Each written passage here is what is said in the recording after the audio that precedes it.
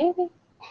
Hey everybody, it's Ari with Craft Quest. I am a blogger, booktuber, writer, person who wears too many hats. And today on Craft Quest, we're going to be talking about the realities of editing and why you can't escape them. Maria? Hi, everyone. I'm Maria, writer, editor, blogger, superhero, and all-around co-founder of Craft Quest. Megan. Hi, everyone. I'm Megan. I'm an editor. I'm a literary intern. I'm a Pitch Wars mentor. I'm 1/3 of the Inkwell Council. I kind of do a lot of stuff that I really need to write down before I actually do this because I always forget one. But there you go. Hi, everyone. I'm another third of the Inkwell Council. My name is Justine, and I'm also an editor, a blogger, a writer, just a lot of different crazy hats. A geek, professionally, practically. Anyway, on to Jeni. Am I unmuted now? I'm an editor. I'm a freelance editor. I've never worked for a publisher or anything. I've always worked directly with authors, so that's been a lot of fun. I'm a co-founding editor for RevPit, which is my baby right now, and I'm really excited to be here. Thanks for having me. Thanks for being here, Jeni. So we're going to start off. We got a lot of very intricate questions for this episode. So looking at them, I'm going to jump right in with, let's talk about what editing isn't. Who wants to start that one? Justine, go for it. Editing isn't beating up someone's story. It's not being harsh in your critiques. There's a balance to editing. It isn't your friend reading your story and telling you what they think either. It's a professional point of view. And like I said, it's all about balance. So it's there not to hurt you, not to upset you, but to bring out the best in your story and make it shine.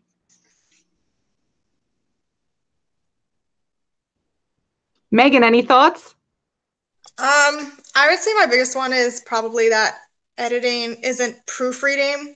So it's not you reading your manuscript and making sure there are no grammatical errors or, weird sentences, but that's part of it. But that's usually one of the last steps that you do in editing. So I think there is sometimes a misconception between editing being, okay, I finished it, I've proofed it, made sure there are no spelling errors, so now it's good to go, which isn't exactly true. And we'll be talking a lot more about why this episode. Jeni, how about your thoughts?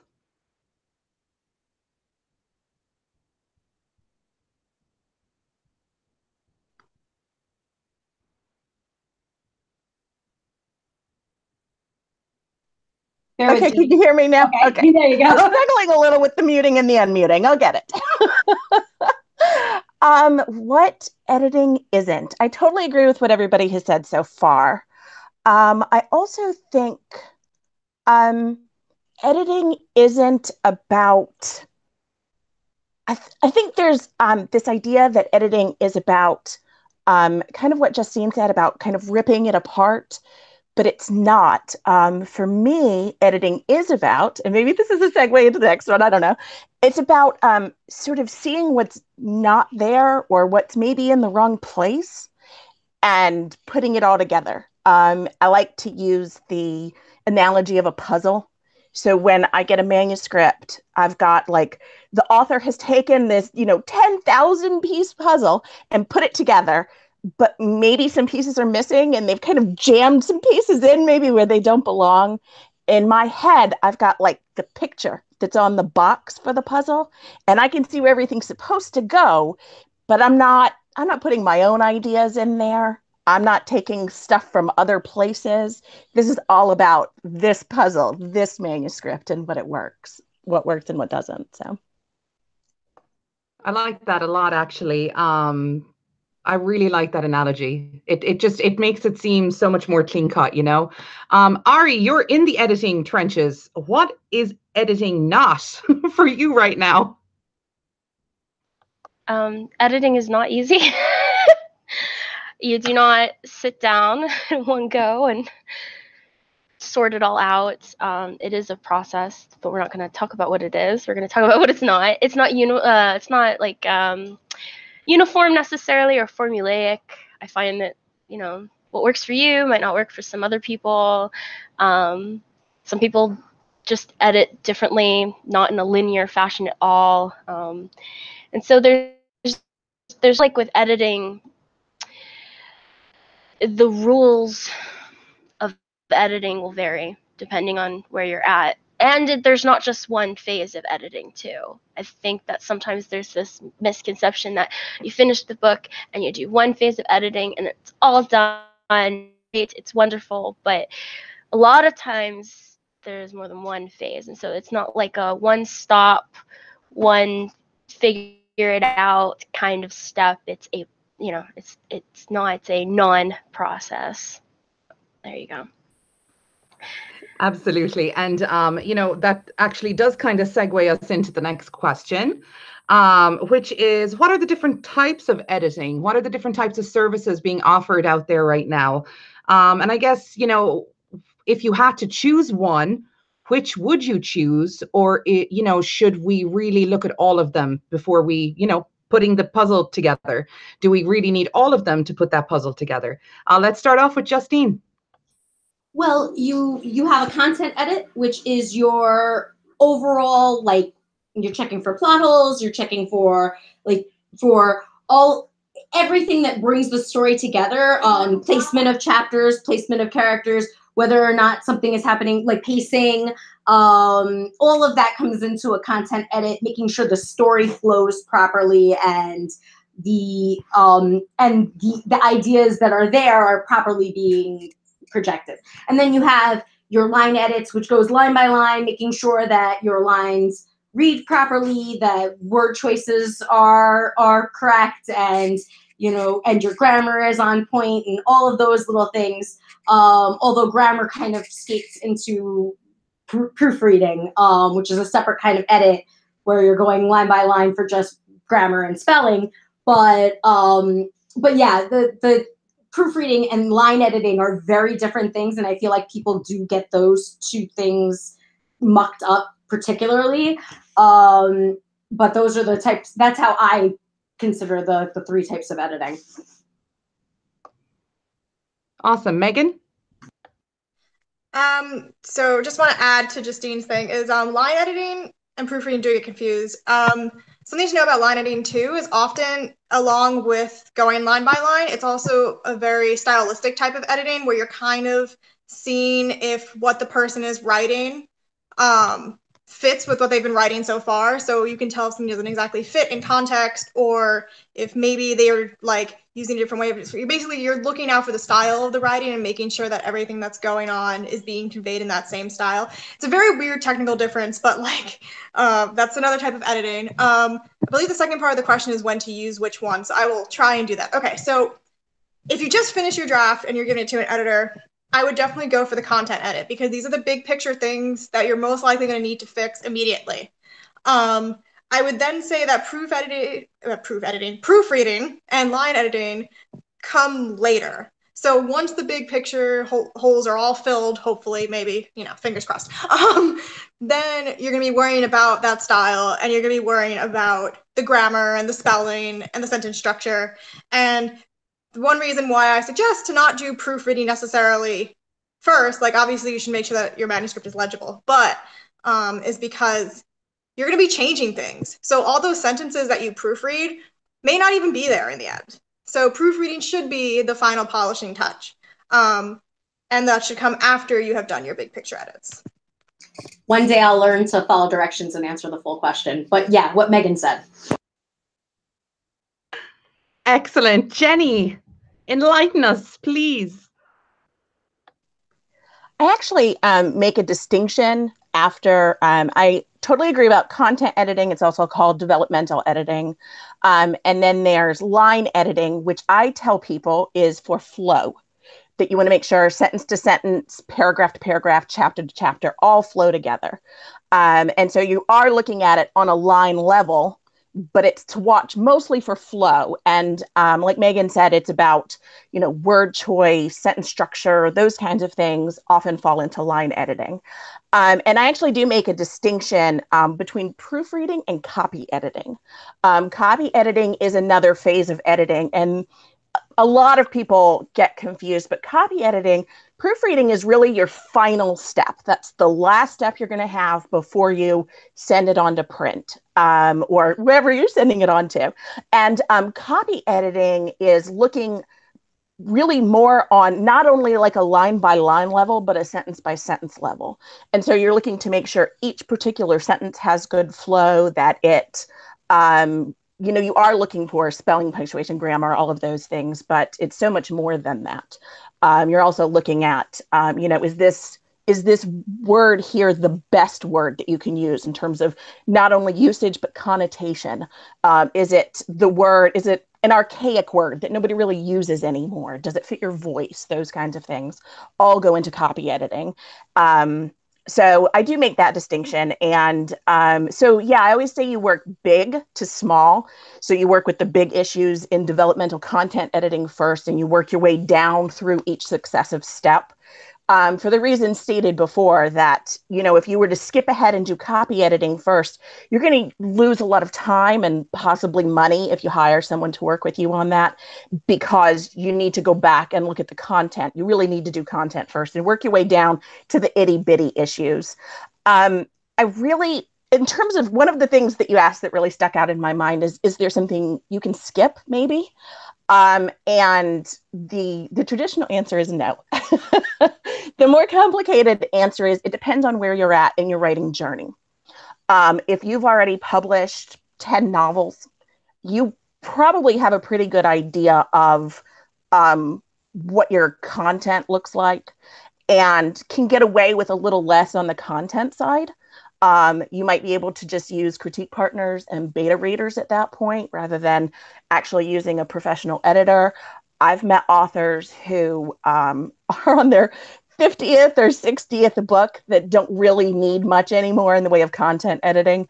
But if we're talking about, if you're not up to your 10th book yet, there's really not anywhere, unfortunately, in that process you can skip, both in terms of we just can't see everything ourselves, unfortunately. No matter how good of a writer you are, no matter how good of an editor you are, you just can't see everything yourself.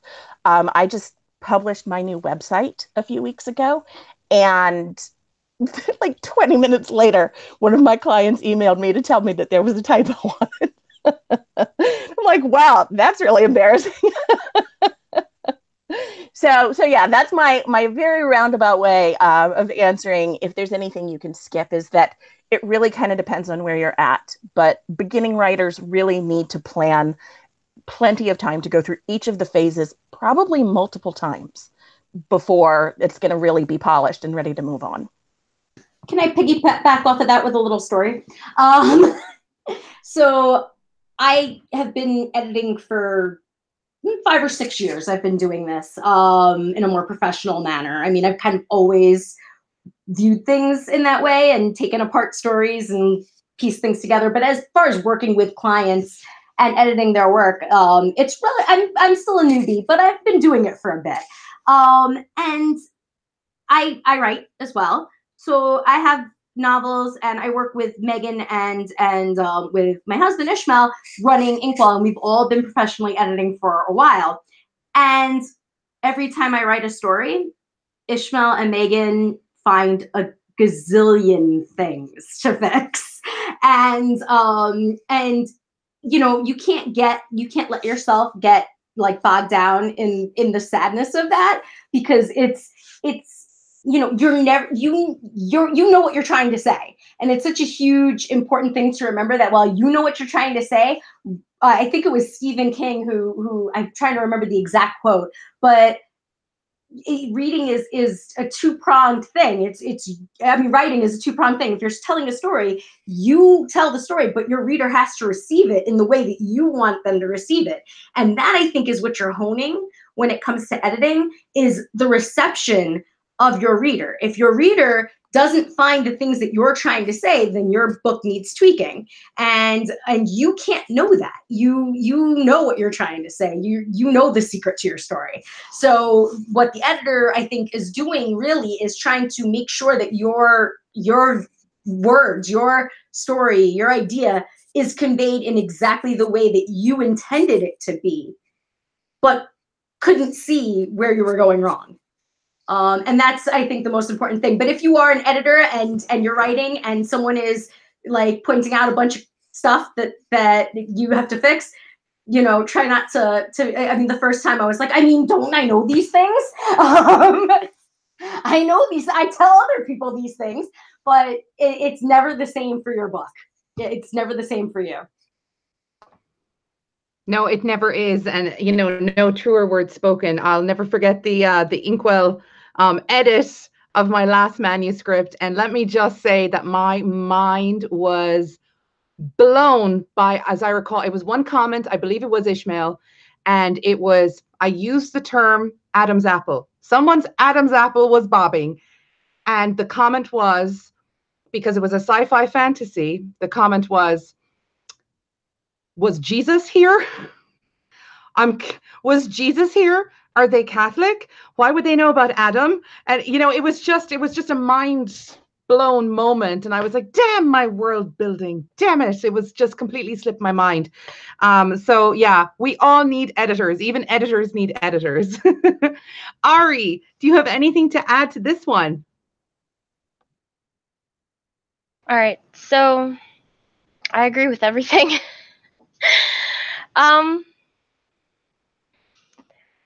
What was the question again? Everyone's been talking so much. Ari's sick. Bear with her. Ari is sick right now, so we should be very, very gentle with her. Yeah, so what are the different kinds of editing, and which, you know, which ones would you skip on?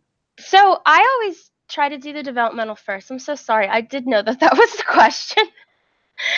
So I agree with Jeni where I feel like it's advisable to start with the big issues with developmental and then kind of work your way to the finer things, just because if you focus on the small problems but not the big issues are still going to be there. And then maybe when you go back and you have to work on the big issues, things may be removed or moved around, and then you made all those really tiny painful edits, you know, out of the way when you might not keep it. Or you know, it's just it's like, you know, would you rather look for problems that are a little more obvious first or would you like to look for a needle in a haystack? And so I do believe big to small is probably the best way. I think I had line editing done last year, and that was beneficial because it caught a lot of problems that you have on like each individual line. But I also think that starting with developmental is helpful because line editing can be overwhelming when you receive it. You get all of those red, well, they're not red, they're like highlighted marks. But it can feel really quickly like every single line there's something wrong. And so I feel like starting with the developmental kind of keeps your focus off of obsessing over the tiny little problems that would be highlighted later. And sometimes developmental can address some of those issues anyways. Like when you go through, you notice them as you're fixing what you're doing. And then, you know, so I think those two are the main ones that I don't think I've ever tried proofreading or copy editing, and that's kind of weird for me. I did it like once. But other than line editing and developmental, those were the two main ones I would say that writers could really benefit from. And I don't have experience with proofreading, so I can't really say anything about that. But those are the two big ones. I feel developmental is definitely one to focus on first, and then to move on to line editing, simply because you need to deal with the structure of, well, the content issues, the story issues first, and really kind of get that smoothed out before dealing with all the other, you know, hair-raising issues. Awesome. Sorry. And, you know, That was not articulate at all, guys. But You are totally fine. Also, I see a lot online about proof. Well, not about proofing, but about this term polish.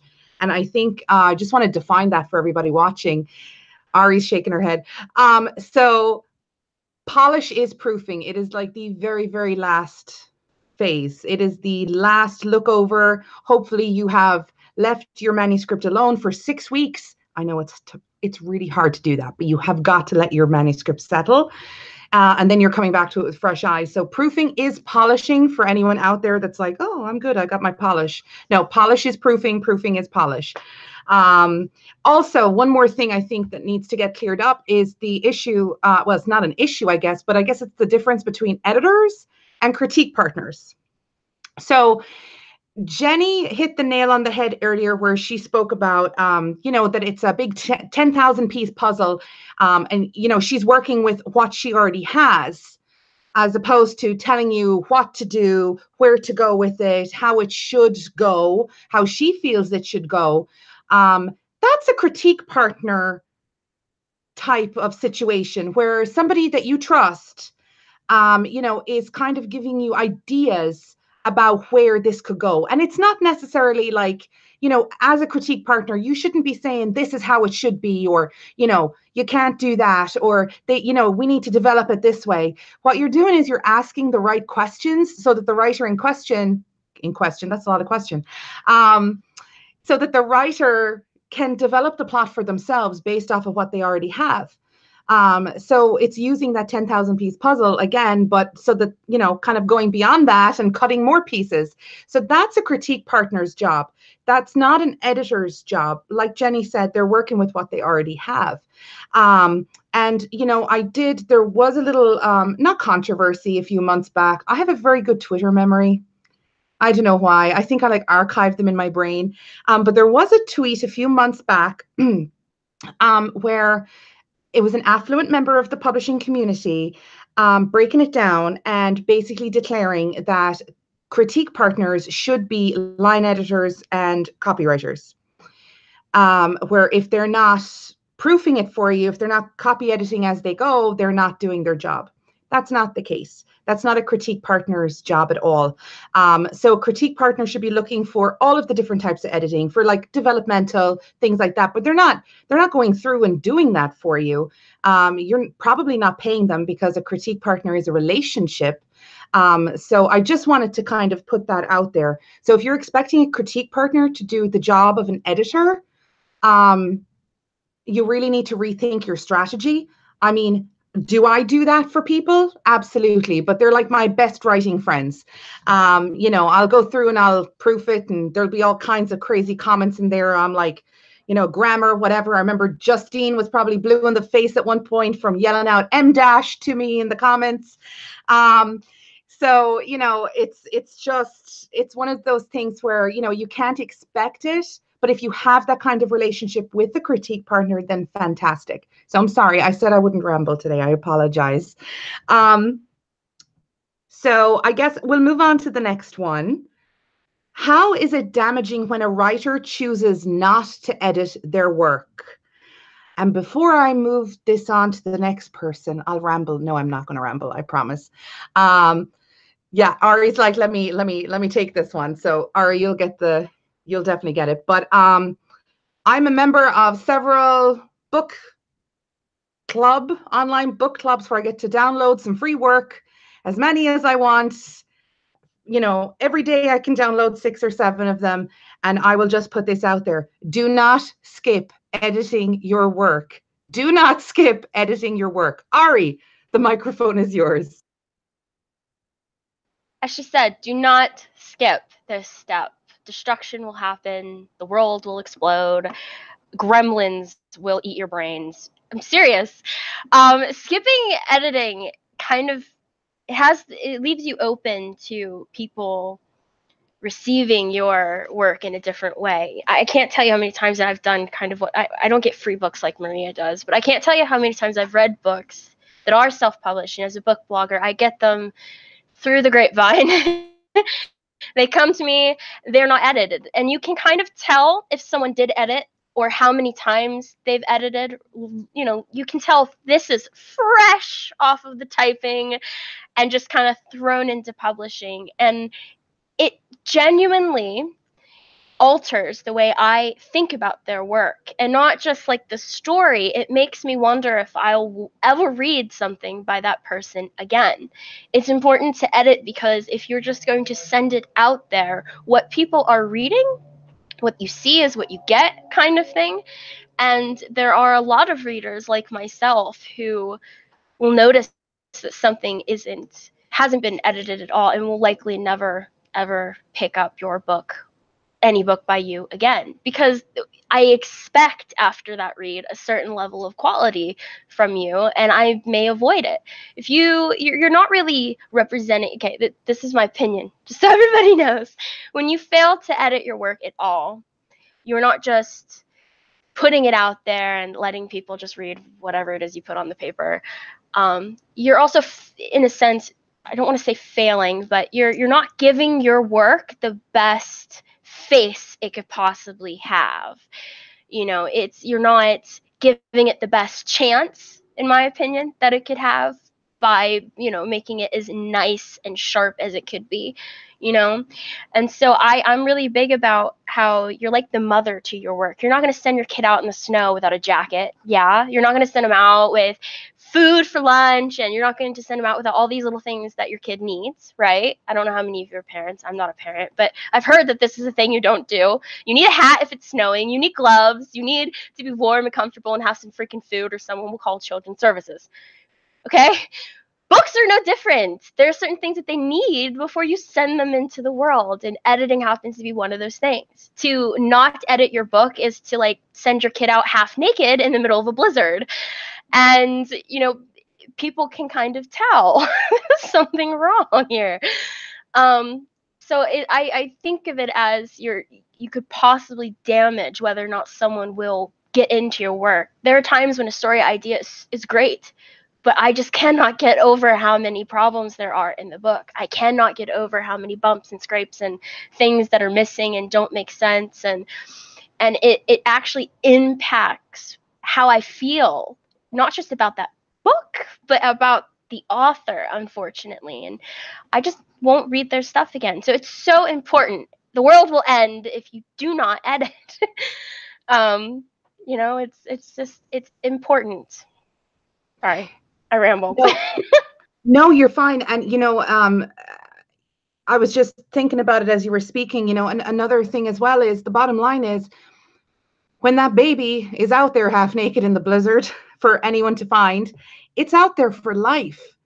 And when and if the time comes 10 years from now, you've actually honed your craft and things, you know now you need an editor. And let's say you have a fantastic manuscript and you decide that you want to trad publish, and you query, and your name is at the end of that query letter, and an agent Googles you. Guess what pops up?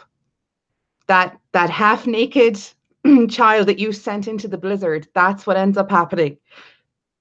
And they kind of go, oh my God, what is this hot mess? And who knows, that probably affects your chances of moving on to the next step for a request or an offer. So I just wanted to put that out there. All right, let's move on to Jeni. What do you think, ma'am? I think I agree with everything that Ari has said. I'm never going to be able to get the analogy of a half-naked kid in the snow out of my head. That's going to be there forever now. I think there are a lot of beginning writers that I've met who don't know the whole process yet, who still think I type the end and then I'm done. I can send the book out into the world. I try so hard with every writer I get in contact with to help them understand that publishing a book is different than writing a book. So I would say it depends on what your goals are. Have you written this book for your children, for your friends? Have you just written this book for yourself? If so, it doesn't need any editing, ever.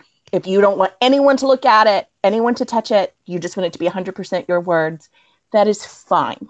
But if you are planning to ask someone to pay money for this book, be that readers or a publisher, you're running a business. That's really what's happening, is that you have created this art and you want to sell it. That makes it a business. So it's very important for you to understand the industry, and the standards of the publishing industry are a book needs to be polished before it's sent out into the world, be that put on Amazon and create space, or if you're sending it to an agent and then a publisher.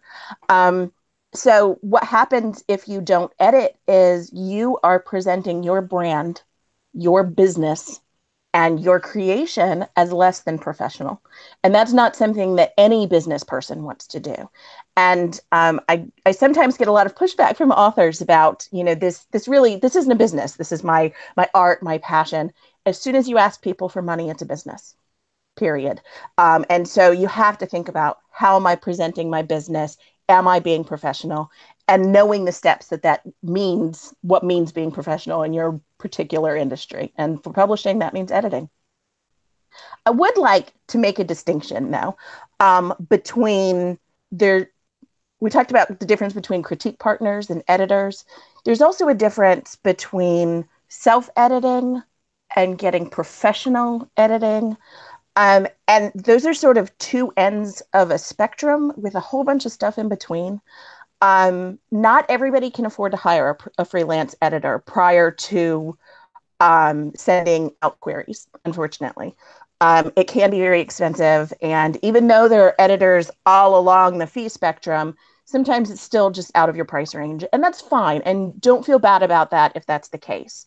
If you're planning to self-publish, you need a professional editor, period. Like, I won't ever say that that's not the case. But if you're planning to query, down the road, you will have professional editors work with you.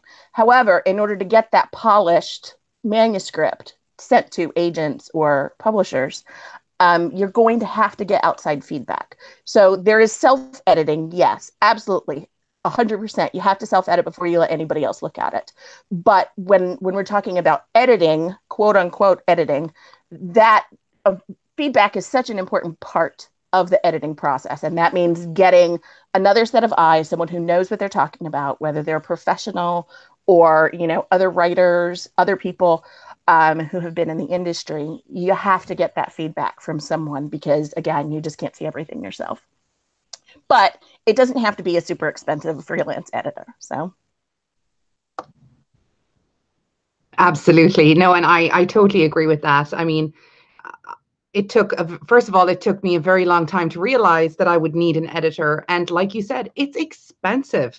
It really, really is expensive. And I mean, I'm very lucky, with the network that I have, the critique partners that I have, they come from like all ends of the spectrum of the publishing world. And, I feel like I get a very well-rounded opinion from them. But again, I've reached the point in my career where I realize I do need an editor if I want to move on. Justine, what are your thoughts? Did you all see me like going me in the corner?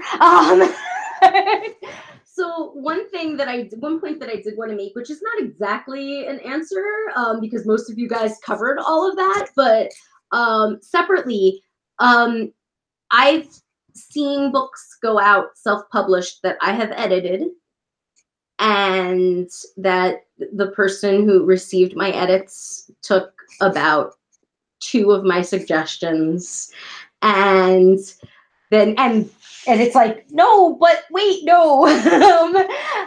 When you pay for an edit, when you receive editing notes, what do you include? What do you not include? How do you handle it? Do not completely dismiss everything you see. I've seen that happen, and it's not that you should take everything either. I think that should be clear. It's your book. In the end, it's your opinion. I think there are some things like proofreading and copy editing type things that likely you should just take because they're facts. You can't really, you can't really ignore facts. However, there are certain things like with content edits and story-wise that you may not agree with, and that's fine. You don't have to. One thing I always say is if you receive a couple, like if your critique partner says the same thing as your editor and you still haven't changed it, chances are those two opinions, there's got to be something going on there that two people have told you that this is the same response.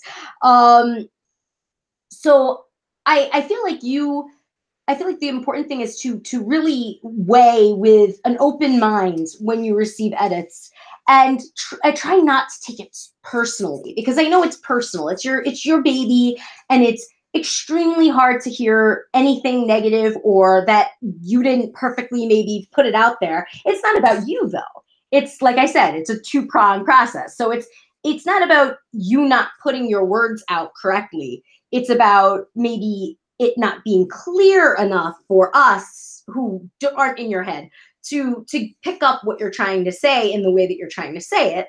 So it's about tweaking that. And the idea is to make sure that you really weigh each comment and look at it as something that's an attempt to help you. And you can either go, no, I don't think it needs this, which is fair in certain times. I've received edits that I'm like, well, no, that's not what I'm trying to say, which is fair. But I've also received edits that I didn't want to hear, like my character was unlikable. That's a hard one. And I've gotten that before. And you have to look at that. When someone's telling you they don't like your main character, well, your readers need to maybe not like them, but at least be willing to spend 300 pages with them. So you really have to, sometimes a lot more. You really have to try to weigh that and make sure that you look at it with an open mind and don't look at it like someone's trying to, kick you in the stomach, but that they're trying to make sure that your story reaches the readers that you want it to reach. And so weigh it and try to implement what you can, because no one's trying to hurt you. And I'm just saying it because I've seen it happen where someone tells me, no, I don't agree with that. And then I see the book come out fully formed and I'm like, so just, try to, and I'm not, and then I see the comments on Amazon and they're what I said. So, I mean, I'm not saying I'm always right, but I'm just saying that it's definitely something that you want to look at without a personal attachment to your work. I just want to add real quick before I forget that if people are fearful of how they'll react to criticism, you can always check out Justine's video where she clearly comes from personal experience and talks about how to deal with it, because I thought that was nice and helpful. That was it. Okay, go, Maria. Megan, do you have any thoughts for us? Everyone has said a lot of things. So I'm going to start with very small point number one is I like how Ari had said if you can imagine like a half-naked child in the winter storm and that no one would notice, and I'm assuming that everyone would notice this. Now that I will just keep that with me forever now. Second point is I think the main reason why your book should be edited is because you may not think it's obvious that people will pick up on these mistakes. But trust me when I say the fact that readers will pick up on a book that is not edited. There are usually telltale signs that a book has not been edited, and to just blatantly be like, oh, well, I don't need to edit. There's no point in this. Everyone will know.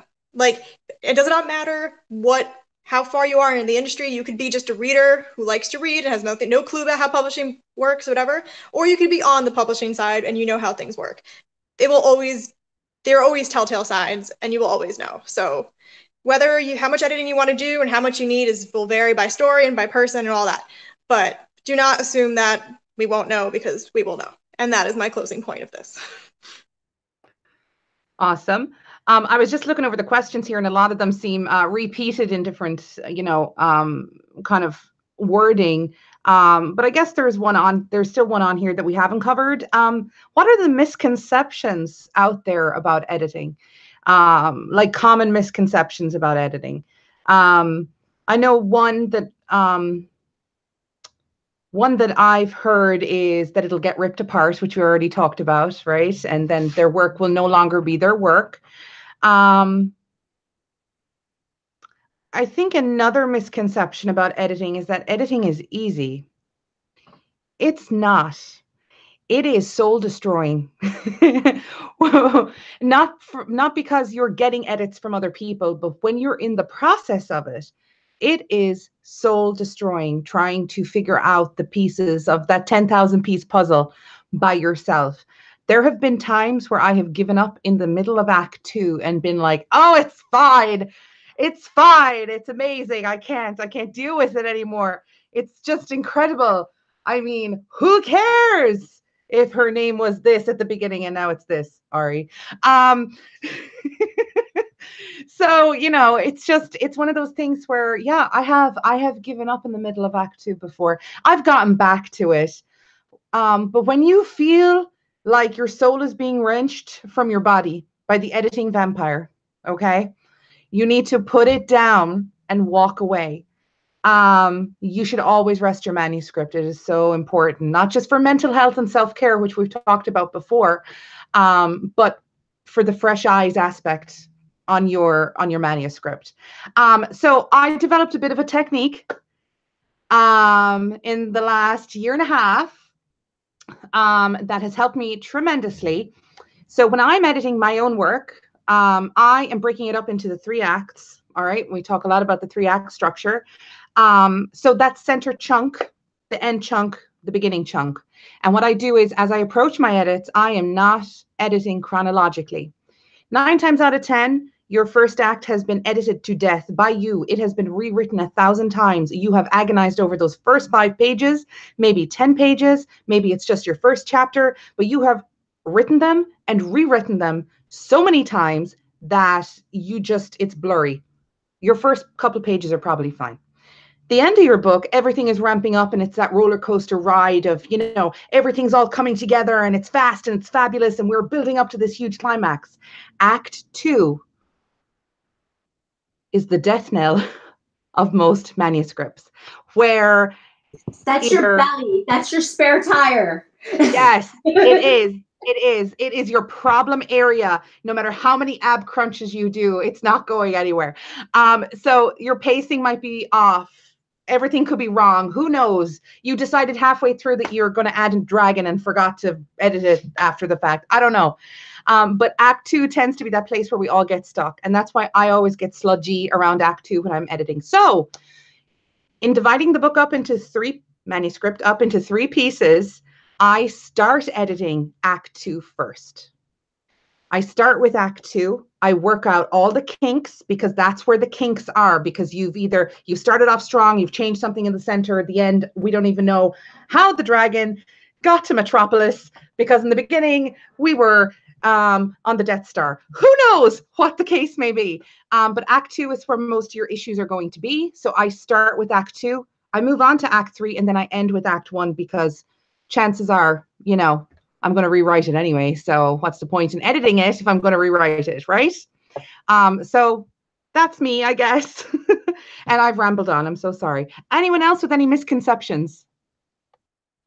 Well, as far as what you were saying earlier, and I just totally lost my train of thought. Dang it. It's gone. Somebody else pick it up. I'll find it. I'll do it.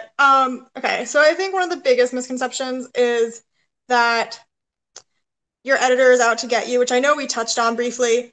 You're welcome, Justine. See, we're in sync. And the thing is, yes, there are some editors out there who you should never work with, who will be out to get you and tell you that your work is crap, which you know what is probably not. It just needs to be edited as this whole episode is going around. So I think what's really important is you have a good editor. And once you have a good editor, you are able to put the pieces of your puzzle, which I really love that analogy, even though it's such a simple analogy, but it works. You're able to fit those pieces together. And I also think, to elaborate a bit on what Maria was saying earlier about the difference between a critique partner and an editor, the critique partner is the person who's giving you ideas. But if you have a good editor, I think it's important that you and your editor have a good relationship, that if they are editing your work, you can also ask them questions. So one of the things I like to do is when I send back edits to my clients, I'm always like, let me know if you have questions. Let me know if you need to work this out, because sometimes I will have to point out like that, you know, something their character did in Act 2 does not make sense to guide them from Act 3. Maybe the stakes aren't high enough, or maybe their motivation's not there, or just something feels off. And, you know, since I've just seen the manuscript and pointed this out, a client may ask, okay, so how do I fix it? Or what do you suggest to fix it? So I think there is that relationship that can be there too, as long as your editor is a good one and, you know, out there to help you. So not all editors are terrible. Not all editors are going to tell you, you know, how you should write this. And a lot of the time, most editors will wait until you ask them how to solve something before they'll give that to you, because that's not what their job is at that stage. That point is to point out what they see is wrong and give you that feedback. So when you go into edit, you know where to start. So as much as the process is sometimes soul destroying, which I mean, it is, it's not the end of the world, and your relationship with your editor does not need to be like this gritty, horrible thing that sometimes it's made to be. The other thing I would say is there's a misconception about there's only one way to edit, which that's not true. As Maria's pointed out, she has a way of doing it. I'm sure everybody has their way of doing it, and some people even like it. You know, that's something that's true. You know, I think everyone likes a certain part of the writing process more than others. I do not like editing, ironically. But, you know, that's just how it is. And I think you just need to find whatever strategy will work for you and make editing as less soul destroying as it can be. And I think I rambled, but you know what, Justine, did you get your thought back? Well, you started my idea and then like went in a different direction that I also enjoyed. But when you were saying that they aren't out to get you, some are. And you have to do your research in advance. Editors should be willing to give you sample pages so that you can see how they work, and whether or not you like will enjoy whether you will mesh. Not everyone that starts a freelance editing site and says they are freelance editors are qualified to freelance edit. Not everyone is doing this because they want to like enrich you.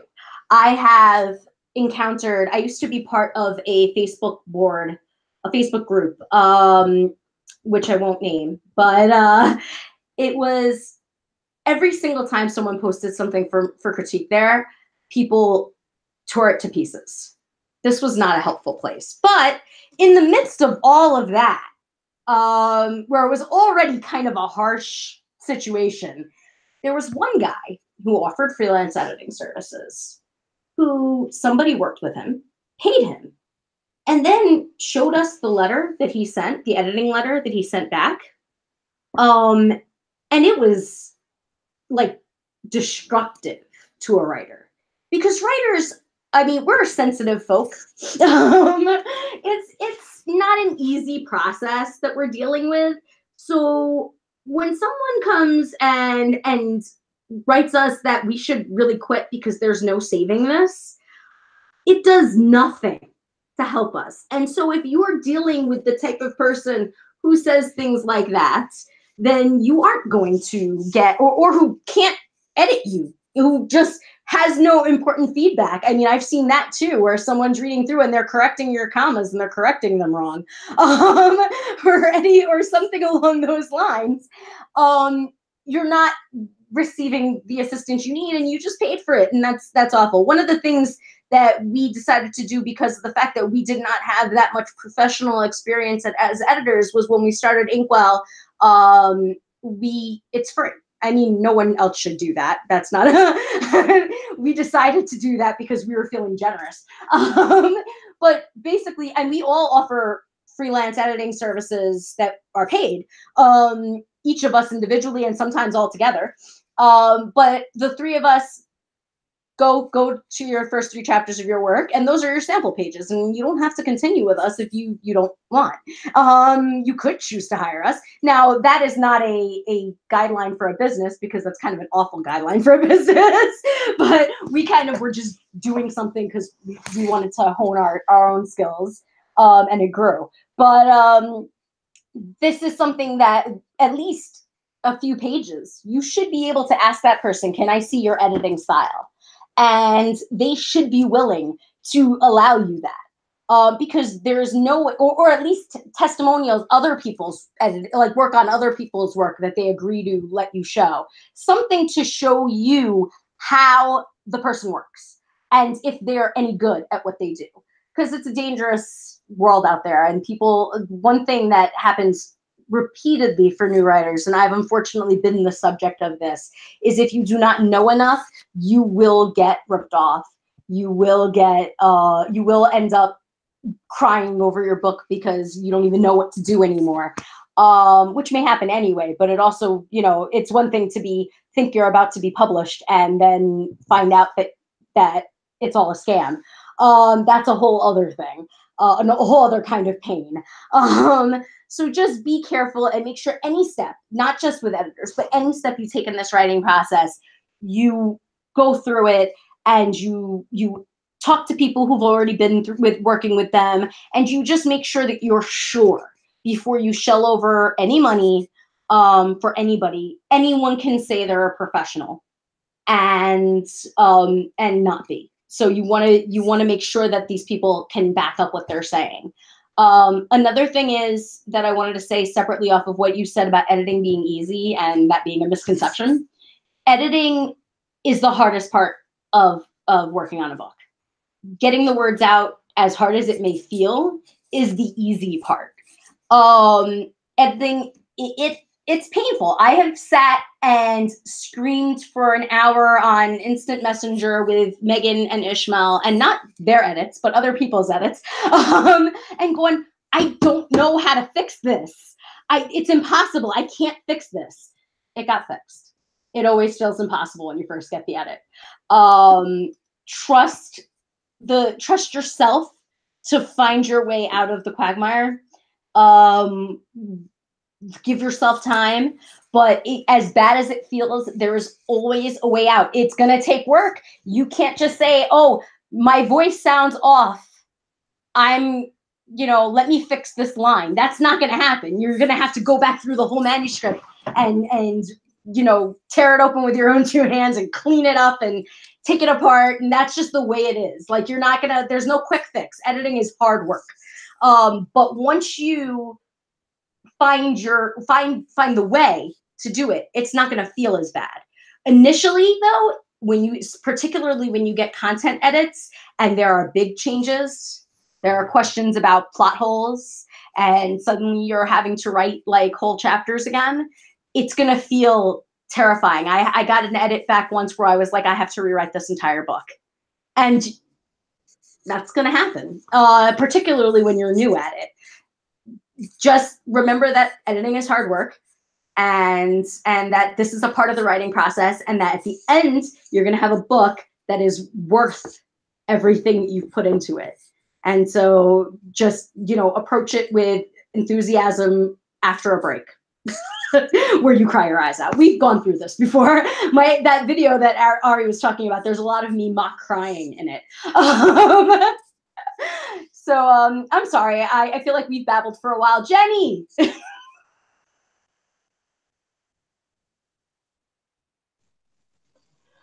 We've definitely touched on quite a few of the misconceptions that I've come across a lot already. One being that editing is proofreading. I get that a lot. Like, oh, I just typed the end. I just need you to clean up my punctuation for me. No. There's like a whole bunch of stuff before that point. About editors being out to get you. A lot of the stories that I've heard about bad editors, unfortunately, revolve around an emotional reaction by the writer. As all of you guys have said, like, getting those notes back is hard. It is soul crushing. It is such an important part of the process to prepare yourself for whatever your emotional reaction is going to be, because you don't know until you've been through it once. You don't, at least once, sometimes even after once, you don't know what it's going to be. And so if you are getting feedback from an editor for the first time, whether that's a freelancer or someone with your agent or publisher, give yourself some time and space to process the notes that you've gotten back. Look over them multiple times. Don't just read it once and then decide how you feel about it. That's something that I think a lot of authors struggle with when they first enter the editing phase, is not knowing how to balance their emotional reaction to even how they feel about their own story. I've talked to so many authors who, you get to the end, you let it sit, you come back 6 weeks later, you read it again, and you hate it. You hate it. You're like, it is all over the place. I don't know how to fix it. These characters suck. It's boring. What am I going to do with this mess? I'm just going to give up.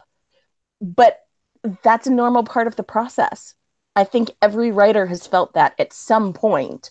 So recognizing that emotional response that you have is part of the process. And even if you think, well, I'm not an emotional person, this is all business for me, you just don't know. And that may be the case. You may go into it, you may read it and go, yes, this is exactly what I needed. I'm ready to dig back in now. You may not have that difficult emotional response, but be prepared for it when you start, because otherwise you're going to end up in this, pit of despair about, why is my work such garbage? And why is everybody so mean to me? And why did I ever start doing this to begin with? So I'm trying to think common misconceptions about editing. Definitely that it's easy, because even editing someone else's work is hard. It is hard. And just like writing takes sort of talent and skill, like you have to be a storyteller, you have to have an idea, and that's not something someone can really teach you. But you have to have the skill set to be able to put the story together. Editing is really the same thing. A good editor has a talent for it as well as the skill set of editing. And so it's not 100% something you can teach someone. Some people are really, really good at analyzing stories and not so great at translating that into actionable feedback. So I will absolutely agree with stalk potential editors online, go to all of their social media, look at their testimonials. Don't be afraid to ask for a sample edit. I will say there are editors who have been out, normally not new editors, those who've been around for a while, who will charge a small amount for a sample edit. Sometimes 25, 50, 75 bucks for, a couple of chapters worth of sample editing. Not everyone does those for free. So don't see that as an automatic red flag. But if they're like, no, absolutely not, that is a red flag. Definitely, you want to walk away from anybody who's like that. And the other part of that is they're just like we were saying that there are different styles of editing. There's also different styles of feedback. Occasionally I get that I'm too positive, I'm too nice. But because I use what we call a compliment sandwich style of feedback, where I tell you what's working in your book too. I don't just say like, here's all the problems, go deal with it on your own. I always start out all of my feedback with, here's what's awesome. Here's what I'm loving.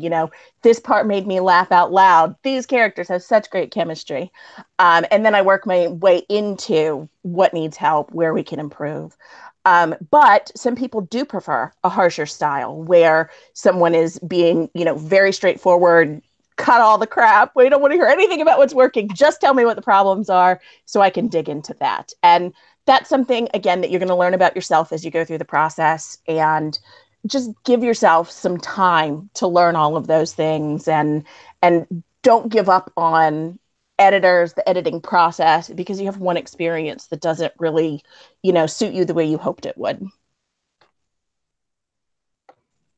Awesome. Ari, do you have anything to add?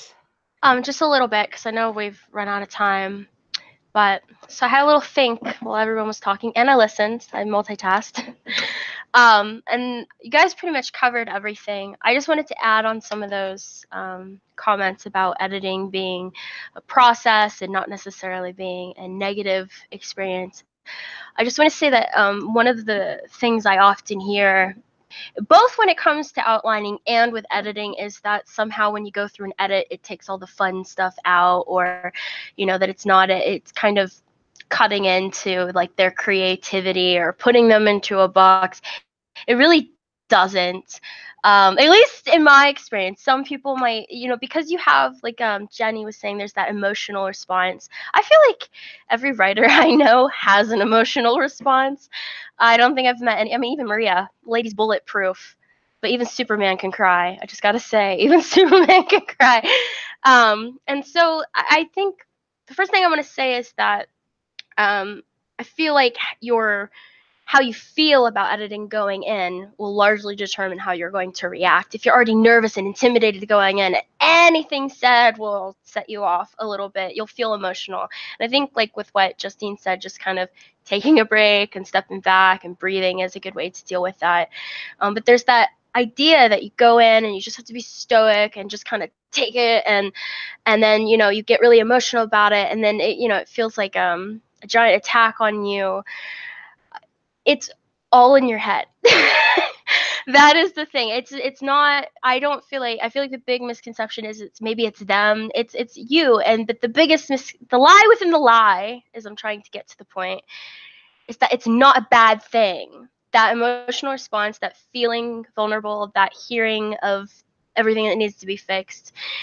I feel like as writers, we need to remind ourselves that this is a part of the process, and that what these individuals are suggesting is out of a place of improvement. I mean, unless they're complete jerks and say, well, this is stupid and that is stupid, in which case they're stupid and should go. They should never use language like that.